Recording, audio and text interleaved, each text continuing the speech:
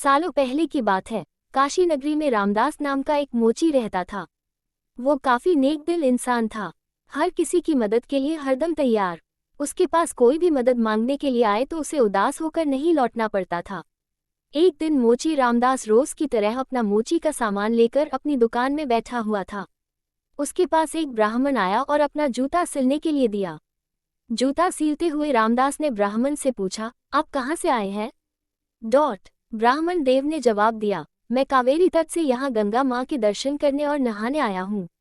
एकदम से मोची रामदास ने पूछा, क्यों, आज कावेरी नदी में पानी खत्म हो गया है क्या? ब्राह्मण ये बात सुनकर हैरान हो गया। उसने रामदास से कहा, तुम गंगा तट पर रहते हो और ऐसी बात कर रहे हो। क्या तुम्हें गंगा माँ का महत्व नहीं पता? क्या तुम कभी वहाँ स्नान और दर्शन के लिए नहीं गए? रामदास ने जवाब दिया, ना मुझे महत्व पता है और ना मैंने कभी वहाँ स्नान किया है। रामदास आगे कुछ बोलता कि उससे पहले ही ब्राह्मण देव ने कहना शुरू कर दिया, गंगा तट पर रहकर ना गंगा की शक्ति का पता है और ना कुछ और, तभी तो तुम्हारे भाग फूटे हुए हैं। उसके बाद ब्राह्मण ने रामदास को गंगा माँ की महिमा सुनाई। ब्राह्मण की बातें सुनने के बाद रामदास ने कहा, अपना मन साफ हो तो हर तट का पानी गंगा है। इतना कहने के बाद रामदास ने जल्दी से जूता सिला और ब्राह्मण से कहा, आपका जूता ठीक हो गया है। अब गंगा किनारे जाते हुए क्या आप मुझ पर एक एहसान करेंगे?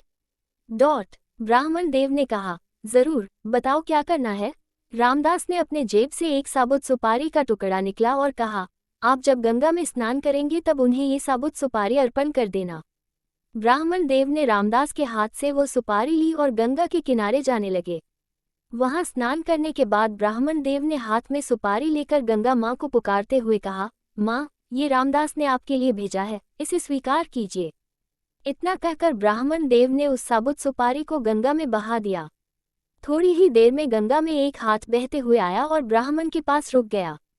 उस हाथ में एक सोने का एक कंगन था। उसी समय एक आवाज आई, मैं।